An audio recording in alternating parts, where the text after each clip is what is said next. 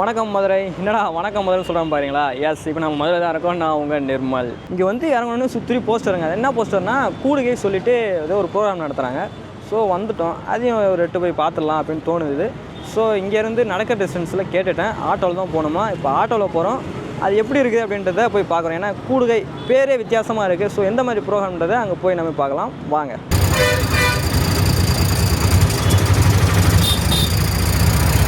Guys, இப்போ நம்ம ஸ்பாட்டுக்கு வந்தாச்சு. இந்த நிகழ்ச்சியை இப்போ யார் நடத்துகிறாங்கன்னா தமிழ்நாடு முற்போக்கு எழுத்தாளர் கலைஞர் சங்கம் அப்படின்னு சொல்கிற ஒரு அமைப்பு தான் இந்த கூடுகை அப்படின்ற ஒரு நிகழ்ச்சியை நடத்திட்டு இருக்கிறாங்க. இங்கே வந்தோடனே பார்த்துருக்கலாம், இங்கே சில இடங்களில் களத்துலேயே இங்கே டிராயிங்லாம் வரைஞ்சிட்டு இருக்கிறாங்க. அந்த நிகழ்வுலாம் பார்க்க முடியுது. அப்புறம் ஒரு ஃபோட்டோஸ் கண்காட்சி மாரி வச்சுருக்காங்க. நிகழ்ச்சி இப்போ நடந்துகிட்ருக்கு. ஸோ உள்ளே போய் என்னென்னலாம் பண்ணுறாங்கன்றதை போய் பார்ப்போம். யாரெல்லாம் பேசுகிறாங்க, யாரெல்லாம் வந்திருக்காங்கன்றதையும் போய் பார்ப்போம்.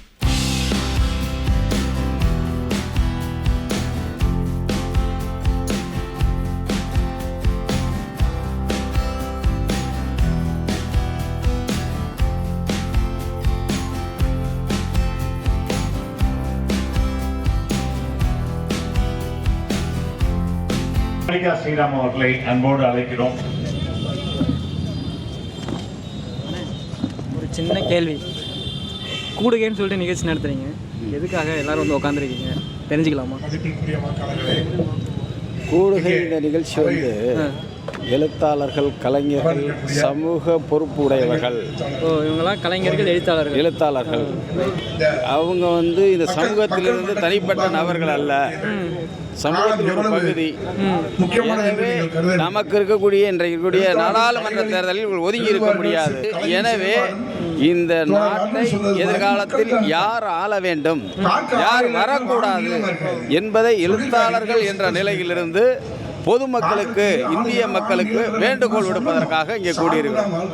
எனவே வருகிற நாடாளுமன்ற தேர்தலில், 18வது நாடாளுமன்ற தேர்தலில் இந்திய கூட்டணி வேட்பாளர்களை நாம் ஆதரிப்பது என்பதுதான் எதிர்காலத்தில் இந்தியாவுடைய அரசியலமைப்பு சட்டத்தை பாதுகாக்க உதவும் என்ற முறையில் வேண்டுகோள் விடுப்பதற்காக கூடியிருக்கிறோம். எல்லாரும் இப்ப மீண்டும் மோடின்றாங்க. நீங்க ஏன் இந்தியா கூட்டணி? ஏற்கனவே மோடி இந்த 10 ஆண்டுகளில் என்னென்ன மக்களுக்கு விரோதமான செய்கை செய்திருக்கிறார். ஒன்று, பண மதிப்பு இழப்பு, அது ஒரு இந்தியாவை பாதித்த விஷயம். அதே போல கொரோனாவை கையாண்ட முறை விஞ்ஞானத்துக்கு புறம்பானது. மீண்டும் அதே போல இப்பொழுது ஊழலையே சட்டப்பூர்வமாக்கி இருக்கிறார் தேர்தல் பத்திரம் மூலமாக. எனவே இப்படிப்பட்ட இந்த அதே போல பாராளுமன்றத்துக்கு வந்து பதில் சொல்லாத ஒரு பிரதமர், பத்திரிகையாளர்களை சந்திக்காத பிரதமர், ஊர் சுற்றுவதை, உலகம் சுற்றுவதை மட்டும் தன்னுடைய வேலையாக கருதி கொண்டிருக்கக்கூடிய பிரதமர், இவரால் நாட்டுக்கு, இந்தியாவிற்கு எந்த நன்மையும் இல்லை. பொய்யை மட்டுமே மூலதனமாக வைத்து பொய்யை மட்டுமே விதைத்துக் கொண்டிருக்கிறார். பொய் தான் பேசுறார். அவர் நான் இந்தியாவோட டிவி அப்படின்னு சொன்னார் ரயில் நிலையத்தில். அவர் சொன்ன காலத்தில் அந்த ஊர்ல ரயில் நிலையமே இல்லை, ரயிலே நிக்கல, ரயில் போச்சு, ரயில் நிலையமே இல்லை, அந்த ஊர்ல ரயில் ஸ்டேஷனே இல்லை. அதே போல நான் இந்த பல்கலைக்கழகத்தில் இன்னும் பட்டம் வாங்கினேன் அப்படின்னு சொன்னா, அப்படி அந்த காலத்தில் அந்த பல்கலைக்கழகம் அப்படி ஒரு படிப்பை, பட்டத்தையே அந்த பல்கலைக்கழகமே வச்சிருக்கல. மோடி படிச்சோம்னு சொன்னாரு.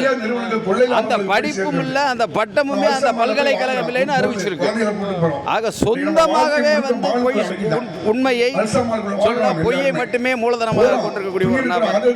எனவே இவர் இந்தியாவை ஆளுவதற்கு தகுதியற்றவர் என்ற முறையில் தான் எழுத்தாளர்கள், கலைஞர்கள் நாங்க இவர் வரக்கூடாது, இவரை தமிழகத்தில் மட்டுமல்ல இந்தியா முழுவதும் இவர் வரவிடாமல் தடுப்பதற்கான வேலையை எழுத்தாளர்கள், கலைஞர்கள் செய்யணும் அப்படின்னு. மோடி கவர்மெண்ட்டுக்கு எதிராக இந்த நிகழ்ச்சி நீங்க நடத்திட்டு இருக்கீங்க. கண்டிப்பா மோடி கவர்மெண்ட் ஏற்கனவே எழுத்தாளர்கள் கௌரி லங்கேஷ் இருக்கட்டும், அதே போல கல்புர்கியா இருக்கட்டும், இன்னைக்கு வாழ்ந்து கொண்டிருக்கக்கூடிய அம்பேத்கருடைய பேரன் ஆனந்த் கொலை செய்தது மட்டுமல்ல, எழுத்தாளர்களை, சமூக செயல்பாட்டர்களை பிடிச்சி பொய் வழக்கு போட்டு சிறையில் பெயில் எடுக்க முடியாத ஒரு நிலைமையை உருவாக்குறோம். இப்போ நாங்கள் எழுதுறோம், நாங்கள் பாடுறோம், நடிக்கிறோம். இதையே நாளைக்கு தடை செய்வதற்கான வாய்ப்பு இருக்கு. மீண்டும் ஆட்சிக்கு வந்தார். எனவே அவர் வரக்கூடாது. எங்களுடைய உரிமை பாதுகாக்கப்பட இந்த ஆட்சி ஒன்றை ஆட்சி அகற்றப்பட வேண்டும். நான் ஒரு கோயில் கட்டியிருக்கிறேன். அந்த கோயிலுக்கு இவர்களெல்லாம் வரவில்லை, அதனால் அவர்களுக்கு ஓட்டு போடாதீர்கள், எனக்கு ஓட்டு போடுவதில்லை. 10 வருடங்கள் ஒரு மனிதர் இந்த நாட்டை ஆண்டிருக்கிறார். ஏன் தன்னுடைய சாதனைகள் என்று சொல்லிக்கொண்டு அவருக்கு எதுவுமே இல்லையா?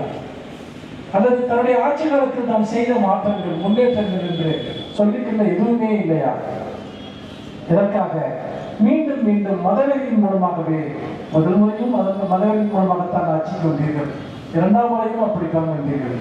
உங்களுக்கு வேறு அஜெண்டாவே இல்லையா என்றால் அவர்கள் மதத்தால் இந்த நாட்டை ஆள வேண்டும், இந்த மதத்தின் மூலமாக இந்த நாட்டை பிளவுபடுத்த வேண்டும், அதன் மூலமாக ஒரு பெரும்பான்மைவாதத்தை கட்டமைக்க வேண்டும், அதன் மூலமாக ஒரு வாக்கு வங்கியை உருவாக்க வேண்டும் என்பதுதான் அவர்களுடைய ஒற்றை நோக்கம்.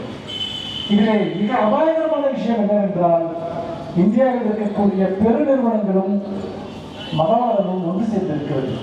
குரோனி கேபிட்டலிசம் என்று சொல்லக்கூடிய அந்த பெருநிறுவனமும் மதவாதமும் ஒன்று சேர்க்கிற போது வரலாறு காணாத பணபலம் அவர்களுக்கு கிடைத்திருக்கிறது, ஊடக பலம் அவர்களுக்கு கிடைத்திருக்கிறது.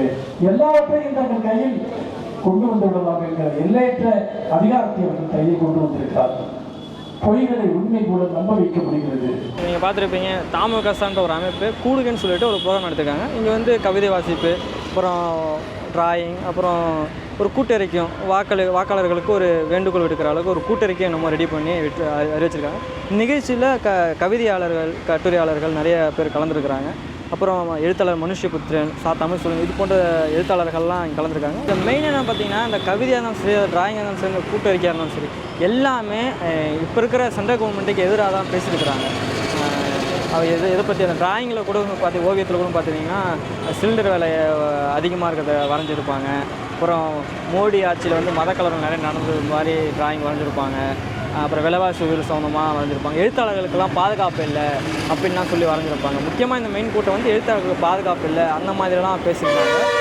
மோடி ஆட்சி எங்களுக்கு வேண்டாம், இந்தியா கூட்டணி தான் நாங்கள் ஆதரிக்கிறோம் அப்படின்ற ஒரு வாதத்தையும் இவங்க வந்து இந்த கூட்டத்தில் முன் வச்சு பேசியிருக்கிறாங்க. அது மட்டும் இல்லாமல் Madurai CPM candidate Su Venkatesan already எம்பியாக இருந்தார். இப்போ மறுபடியும் அவர் தான் வேட்பாளராக அறிவிச்சிருக்கிறாங்க. ஸோ அவருக்கு ஆதரிச்சும் அவருக்கு ஓட்டு கேட்டும் இந்த கூட்டத்தில் இவங்க பேசியிருக்கிறாங்க. நீங்கள் வந்து சு வெங்கடேசனுக்கு ஓட்டு போடணும் அப்படின்ற மாதிரிலாம் சொல்லியிருக்கிறாங்க. ஸோ இதுதான் பார்க்க முடியுது.